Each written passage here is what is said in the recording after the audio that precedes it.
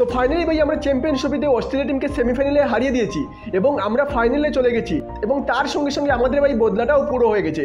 2023 ODI world কাপে আমরা যেভাবে হেরেছি, ওডিআই ওয়ার্ল্ড কাপ ফাইনালে ভাই অস্ট্রেলিয়া আমাদেরকে হারিয়েছিল, তার বদলাটা আমরা পুরো নিয়ে নিয়েছি। চ্যাম্পিয়নশিপ সেমিফাইনালে ভাই ওদেরকে আমরা হারিয়ে ওদেরকে ভাই চ্যাম্পিয়নশিপের বাইরে করে দিয়েছি এবং তার বদলাটা পুরো হয়ে গেছে। কিন্তু ভাই ম্যাচ জেতার সঙ্গে সঙ্গে আমাদের ভাই অনেকটা আনন্দও লেগেছে এবং অনেকটা খারাপও লেগেছে। কেন? তো ভাই আনন্দ তো লেগেছে ভাই, কারণ আমরা ম্যাচ জিতেছি এবং সেমিফাইনাল থেকে ভাই আমরা ফাইনালে চলে গেছি। কিন্তু এই আনন্দটা ভাই আরো দ্বিগুণ হয়ে গেছে, কারণ আমরা অস্ট্রেলিয়া টিমের মতো ভাই টিমকে সেমিফাইনালে হারিয়ে আমরা ওদেরকে বাইরে বের করে দিয়েছি এবং তারপর আমরা ফাইনালে চলে গেছি। সেই জন্য আমাদের আনন্দটা আরো দ্বিগুণ হয়ে গেছে। কিন্তু খারাপ লাগছে কারণ বিরাট কোহলি ভাই তার সেঞ্চুরিটা পুরো করতে পারেনি। যেভাবে ভাই খেলেছে, যেভাবে ভাই দুটো উইকেট আমাদের আউট হওয়ার পর যেভাবে খেলেছে এবং শ্রেয়াস আয়ারের সঙ্গে ভাই পার্টনারশিপ করেছে, আমরা দেখেছি কীভাবে স্ট্রাগল করেছে এবং অনেক খারাপ পজিশন থেকে টিমকে ভাই জিতার পজিশনে নিয়ে গেছে। তো অনেকে ভেবেছিল ভাই সেঞ্চুরি করবে, ইভেন আমি নিজেও ভেবেছি ভাই সেঞ্চুরি করবে, কারণ ডিজার্ভ করে সেঞ্চুরি। ঠিক বলেছো। কিন্তু ভাই সেঞ্চুরি করতে পারেনি, কিন্তু ভাই টিমকে ম্যাচ জেতানোর ভাই অনেকটা সহজ করে দিয়েছে। আমরা চেয়েছিলাম যে বিরাট কোহলি যাতে ভাই নট আউট হয়ে ভাই ম্যাচটা জিতিয়ে নেয়, কিন্তু সেটা হয়নি, সেজন্য অনেকটা খারাপ লেগেছে। তারপর দেখলাম যে হার্দিক পান্ডিয়া এসেছে, কিন্তু হার্দিক পান্ডিয়া এসে ভাই যেভাবে সিক্স মেরেছে তা দেখে ভাই অনেকটা আবার আনন্দ লাগা শুরু করলো। কিন্তু তারপর দেখলাম যে আমরা ভেবেছিলাম যে হার্দিক পান্ডিয়া হয়তো ভাই ম্যাচ শেষ করবে, কিন্তু দেখলাম হার্দিক পান্ডিয়া ম্যাচ শেষ করতে পারেনি, হার্দিক পান্ডিয়াও আউট হয়ে গেছে। কিন্তু ভাই শেষ পর্যন্ত আমরা ভাই ম্যাচটা জিতেছি এবং অস্ট্রেলিয়া টিমকে ভাই সেমিফাইনাল থেকে ভাই বাইরে বের করে দিয়েছি এবং আমাদের ভাই বদলাটা পুরো করতে পেরেছি। তো আমার মনে হয় ভাই যদি আরো 20 থেকে 30 রান করে নিত অস্ট্রেলিয়া টিম, তাহলে আমাদের টিম ইন্ডিয়ার জন্য জেতাটা আরো কষ্ট হয়ে যেত। ম্যাচ জেতা এমন হতে পারতো যে ম্যাচটা হয়তো আমরা নাও জিততে পারতাম। তো চলো দেখে নিই আমাদের ইন্ডিয়ান বোলার কিভাবে ভাই অস্ট্রেলিয়া টিমকে 264 রানে ভাই আটকাতে পেরেছে। তো চলো সেটা দেখে নেই। আমরা দেখলাম ভাই প্রথম অস্ট্রেলিয়া টিমের ভাই ক্যাপ্টেন স্টিভেন স্মিথ টস জিতে ভাই প্রথম ব্যাটিং করার সিদ্ধান্ত নিল এবং ব্যাটিংয়ে নেমে ভাই ওদের মেটিউ শট না থাকায় কোপার ভাই কনলি ভাই ওপেনিং করেছিল ট্রেভিস হেডের সঙ্গে, কিন্তু ভাই কোপার কনলি ভাই কোনো যোগদান দিতে পারেনি এবং মোহাম্মদ শামির ভাই শিকার হয়ে যায়।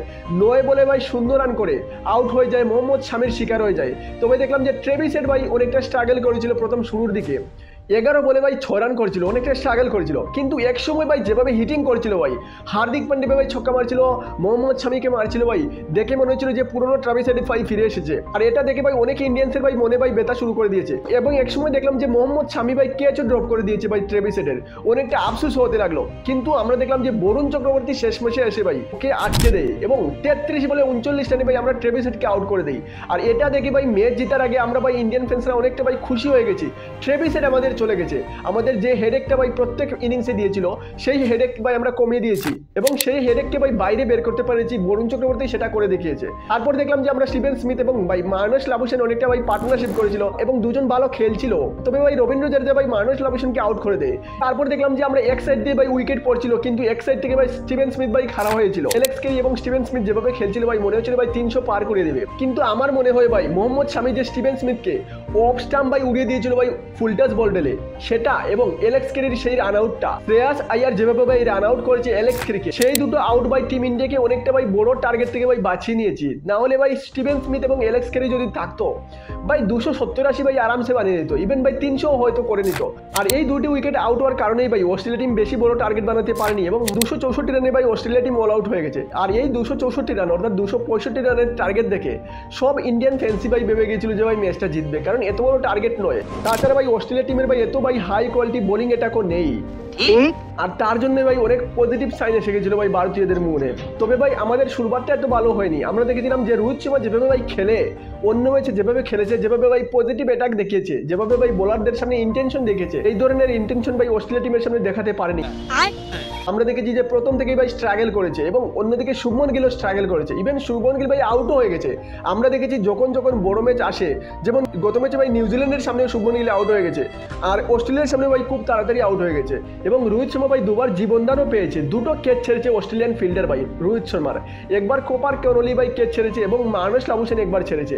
যে ক্যাচটা ভাই মার্নাস লাবুশেন ছেড়েছে সেম ক্যাচ ভাই অস্ট্রেলিয়ার টিম ওডিআই ওয়ার্ল্ড কাপে ভাই ট্রেভিস হেড নিয়েছে, আর যদি ট্রেভিস হেড ভাই ওই ক্যাচটা ছেড়ে দিত তাহলে হয়তো আমরা ওডিআই ওয়ার্ল্ড কাপটাও জিততে পারতাম। কিন্তু রোহিত শর্মা ভাই দুটো জীবনদান পাওয়ার পরেও ভাই বড় ইম্প্যাক্ট ছাড়তে পারেনি এবং মাত্র 29 বলে ভাই 28 রান করেই আউট হয়ে গেছে এবং আমরা ভাই মাত্র 7 ওভার 5 বলে ভাই 43 রানের স্কোরে ভাই দুটো উইকেট হারিয়ে ফেলেছি। রোহিত শর্মা এবং শুভমন গিল ভাই দুজনেই আউট হয়ে গেছে। তারপর ভাই বিরাট কোহলি এবং শ্রেয়াস আয়ার মাঠে আসে এবং সেখান থেকে ভাই অনেকটা লাগছিল যদি দুজন পার্টনারশিপ করতে পারে ভালো এবং শেষের দিকে ভাই কেউ তাবড়তোড় হিটিং করে ভাই ম্যাচটা জিতাতে পারবে এবং ঠিক সেইভাবে হলো। আমরা আমরা দেখলাম যে ভাই শ্রেয়াস আয়ার এবং বিরাট কোহলি যেভাবে খেলেছে, শুধু ভাই স্ট্রাইক রোটেট করেছে, বড় ভাই হিটিং করতে যায়নি। এবং বিরাট কোহলি ভাই বুঝিয়ে দিল কেন তাকে চেজ মাস্টার বলা হয়। এই ম্যাচেও ভাই দুটো উইকেট আমাদের প্রথম আউট হওয়ার পরে যেভাবে ভাই চেজ করেছে এবং যেভাবে ভাই স্ট্রাইক রোটেট করেছে শ্রেয়াস আয়ারের সঙ্গে, তাছাড়া ভাই তার 8,000 রানও পূর্ণ করেছে ভাই চেজ করতে গিয়ে।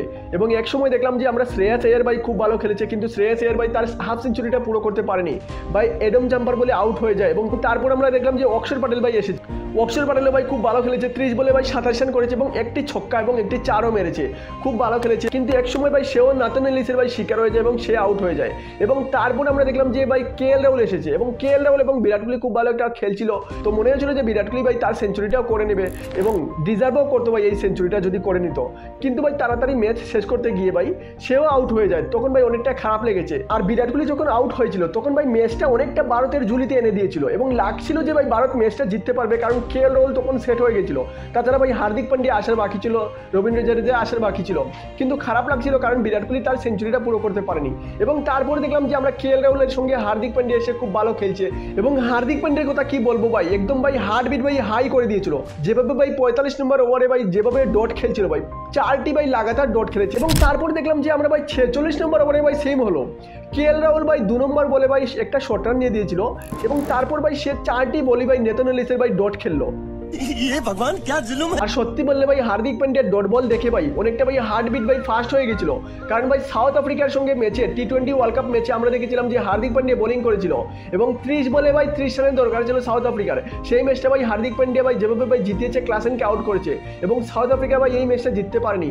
আর এই ম্যাচেও ভাই আমরা দেখলাম যে 30 বলে 30 রানের দরকার ছিল এবং সিনে ভাই হার্দিক পান্ডিয়া ছিল, তখন ভাই হার্টবিটটা অনেকটা ফাস্ট হয়ে গেছিল। কিন্তু পরের ওভারে যেভাবে ভাই হার্দিক পান্ডিয়া খেলেছে এবং ভাই 3টি ছক্কা এবং 2টো চার মেরে ভাই টিমকে ম্যাচ জেতার ভাই আরো সামনে নিয়ে চলে গেছে। কিন্তু আমরা ভাবলাম যে হয়তো ম্যাচটা ভাই শেষ করে দেবে, যে আর 6 রানেই দরকার ছিল, 6 রান মেরে হয়তো ভাই ম্যাচটা জিতে নেবে, কিন্তু ভাই সে আউট হয়ে গেছে, তখন ভাই আরেকটু ভাই খারাপ লাগলো। তারপর ভাই জাডেজা আসলো এবং 2 রান নিল এবং ভাই 49 নম্বর ওভারের প্রথম বলে ম্যাক্সওয়েলকে যেভাবে ভাই কেএল রাহুল ছক্কা মেরেছে এবং ম্যাচটা জিতে নিয়েছে এবং 11 বল থাকা অবস্থায় ভাই আমরা ম্যাচটা জিতে নিয়েছি, সেটা দেখে ভাই অনেকটা খুশি হয়ে গেছি আমরা ভাই। যেভাবে ভাই অস্ট্রেলিয়া টিমকে আমরা হারিয়েছি এবং ওডি ওয়ার্ল্ড কাপে যেভাবে আমাদের হারিয়েছে সেটার ভাই বদলা নিয়ে নিয়েছি, সেটা ভাই বলে বুঝতে পারবো না, তবে ভাই প্রত্যেক ভারতীয় ভাই সেটা ফিল করতে পেরেছে। আর আমার মনে হয় ভাই অন্য ম্যাচ জিতলে যতটা খুশি হতাম তার চেয়ে ভাই দ্বিগুণ 3 গুণ ভাই 5 গুণ বেশি খুশি হয়েছি, কারণ অস্ট্রেলিয়া টিমকে হারিয়েছি আমরা এবং 2023 ওডি ওয়ার্ল্ড কাপের ভাই ফাইনালের বদলাটা নিতে পেরেছি। তবে ভাই এখনো শেষ হয়নি, এখন আমরা ফাইনালে চলে গেছি এবং ফাইনালে দেখতে হবে কে আসে আমাদের সঙ্গে, কারণ সাউথ আফ্রিকা এবং নিউজিল্যান্ডের সঙ্গে ম্যাচ হবে সেমিফাইনাল 2 এবং এই ম্যাচে যে জিতবে সে আমাদের সঙ্গে ফাইনালে খেলবে। তো যে আসুক ভাই, আমাদের একটাই উদ্দেশ্য, আমরা যেভাবে 2024 টি20 ওয়ার্ল্ড কাপে আনবিটেন ট্রফি জিতেছি সেইভাবে ভাই চ্যাম্পিয়ন্স ট্রফিতেও ওই আনবিটেন ভাই ট্রফি জিততে হবে। কারণ আমরা দেখেছি আমরা 4টি ম্যাচ খেলেছি, প্রথম 3টে গ্রুপ স্টেজের ম্যাচ, একটাও ভাই আমাদের টিম হারেনি এবং তারপর ভাই সেমিফাইনালে অস্ট্রেলিয়া টিমকে হারিয়েছি ভাই। তো আমরা এখন পর্যন্ত 4টি ম্যাচ খেলেছি এবং 4টি ম্যাচ জিতেছি। তো এখন যে ম্যাচটা রয়েছে ভাই সবচেয়ে বড় ম্যাচ, ফাইনাল ম্যাচ, সেখানে তো ভাই হারার প্রশ্নই উঠে না, সেখানে তো জিততেই হবে। তো তোমাদের কি মনে হয় সেমিফাইনাল 2 থেকে সাউথ আফ্রিকা এবং নিউজিল্যান্ডের মধ্যে কোন টিমটা ভাই জিতবে এবং ভারতের সঙ্গে ফাইনাল খেলবে? তোমরা কমেন্ট করে জানিয়ে দিও। আর আজকের ভিডিওতে এই পর্যন্ত। যদি ভিডিওটা ভালো লাগে তাহলে লাইক, কমেন্ট এবং শেয়ার করে দিও এবং চ্যানেলে নতুন হলে ভাই চ্যানেলটা সাবস্ক্রাইব করে দিও। তো মিলছি আরেকটা নতুন ভিডিওতে, ততক্ষণের জন্য বাই বাই।